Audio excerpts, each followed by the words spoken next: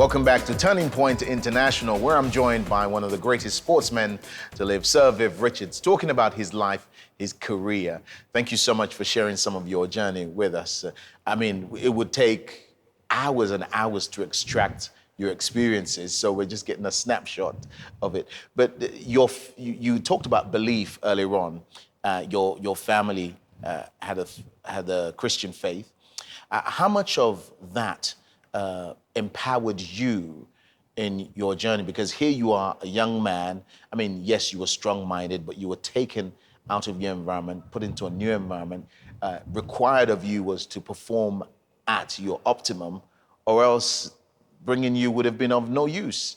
So mentally, it would have been tough. Relationally, it would have been tough. How much of your Christian faith helped you through that journey? Well, I guess having a mother and father who did believe in the Christian faith, our beliefs, the worship factor. And that, to me, I've always felt that, especially when I'm going to give maybe a talk or chats to any sort of environment, whether it be schools, that I stress how important maybe that upbringing does help. Because I felt that when you get that sort of preaching from early, you may divert to doing other things. But to me, that start gives you an opportunity for you to prepare yourself for maybe the bigger picture in life. Right. And I felt it was just great times.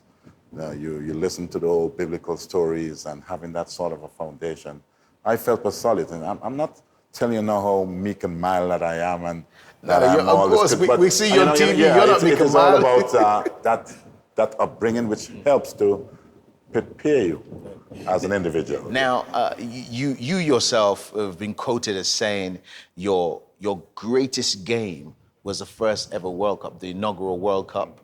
But for most of us, who, when you came to the UK, we all became West Indians. For most of us, the 1984 epic in Manchester, that was the game for us. What was so special about that inaugural World Cup that supersedes all the others? I mean, you won hundreds, even thousands of games around the world. Well, the World Cup, I think, was the first time that we had assembled maybe cricketing nations around the world for them to compete for the ultimate prize. And that, to me, is the ultimate. If you are a sports person, regardless if male, female, you play for something. There's a pride, there's a satisfaction that you get when you know you receive that stuff, because you know everyone else, they were after that as well. Amongst your peers, you're now an outlier, which proves that you are number one. Well, it was the first World Cup, and I guess with the legacy that we had created at the time, great team, that it was a great opportunity to advance our skill. And we had a very important World Cup, important enough for us to assemble a good unit. And at that time, I think maybe around the 70s, you know, there was quite a lot going on. There's quite a lot of activities in terms of people of color, even in England, North America. You had a lot of my color and our folks who were basically fighting for some sort of a rights. Yeah. And to me, as an individual itself, I felt totally connected to some of these activities that was happening around the world. So psychologically as well, I brought that into my competition. I wouldn't say to the game, but for my competitive nature or appetite. Because if you're going to be competitive, if someone else feels so negative about you, well, that competitive nature. So for you, emphasis on that. For you, it was playing for something that was greater than the game. Even the game itself. Even the game itself. But the game gave you an opportunity for you to be in that position. You know, but at the end of the day, it was something much bigger than the game of cricket itself. It was something to do with life, the activities that I felt maybe some of our brothers and sisters would have been through in England at the time. I can remember there was a few riots.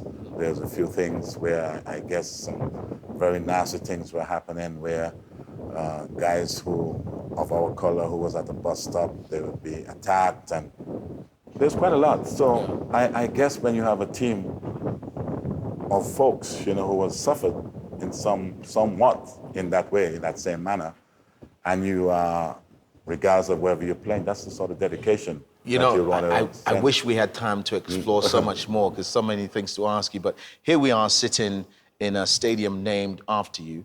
There's a whole roll call of great sportsmen who regard you as a great champion. You are held highly, not just in cricket, everywhere else. So you finish, and cricket was a big part of your life. Yeah. You would say your life. That's the start. That's the start. That is where, and everything else that transpired after that was due to the fact that I was involved in a game of cricket. And then you can elevate yourself to so many different things. Being a member of the Laureate Sports for Good campaign. No, but I was going to ask, after cricket was done, that's a big void to fill.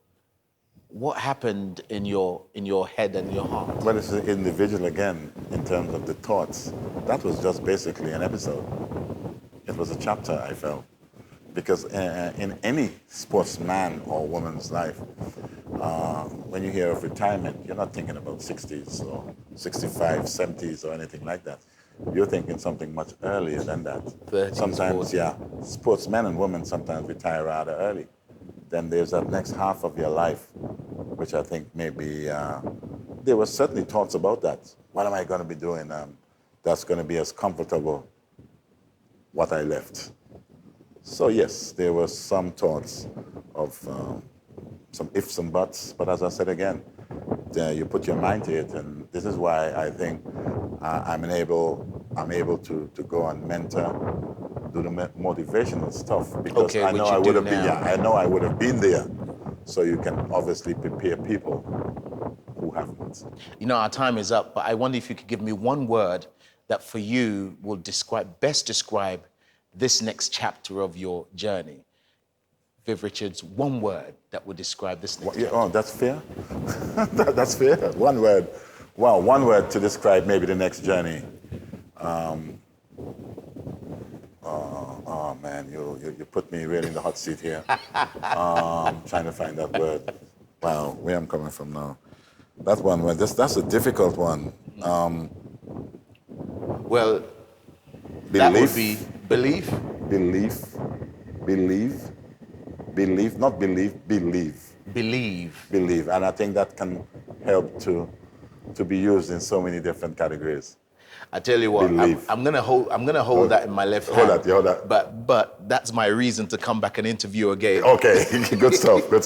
So, Viv Richards, thank you so much for joining us on Turning Point. Thank you too. Thank you. After the break, a singer changes her tune but finds herself singing the blues.